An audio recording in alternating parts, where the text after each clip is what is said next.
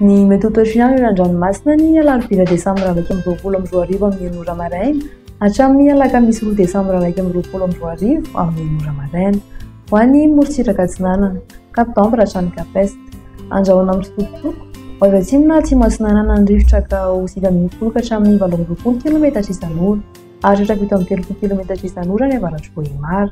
Adiny mpanonja na hamonjam-peny ranomasina ahavon'ny onja ho latsaky ny 2.9 metatra. Capest hatrany Mahanoro.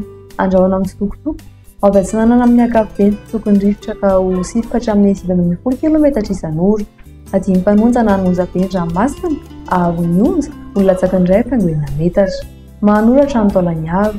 Anorana tandrifin-drahona vitsy avy avaratra atsinanana ny rivotra ka ho 7 hatramin'ny 18 km isan'ora ary hatrafito amin'ny 30 km isan'ora indraindray manakaiky ny Taolagnaro.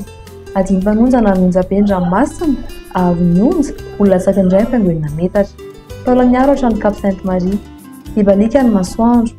Avy atsinanana ny rivotra ka ho 20 ka hatramin'ny 9 km isan'ora. Hamonjam-peny ranomasina ahavon'ny onja 2.3 ka hatramin'ny 2.10 metatra.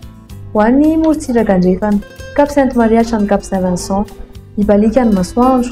Avy atsinanana na atsimo atsinanana ny rivotra ka ho 9 ka hatramin'ny 7 km isan'ora ny atsimona Ampania.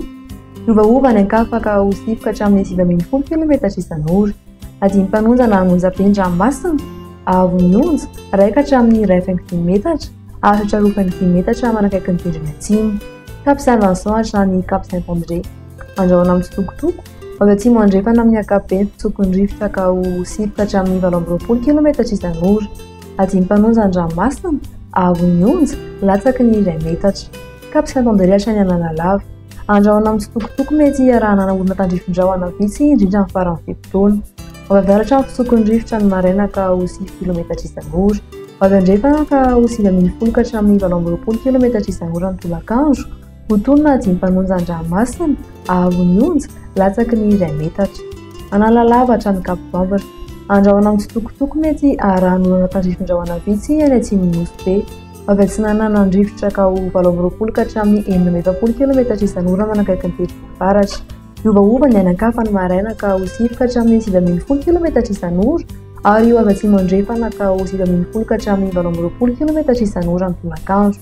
Avy atsimo andrefana ka ho 7 ka hatramin'ny 18 km isan'ora ny ankoatr'izay. Hotonony ranomasina ahavon'ny onja latsaky ny 8.10 metatra.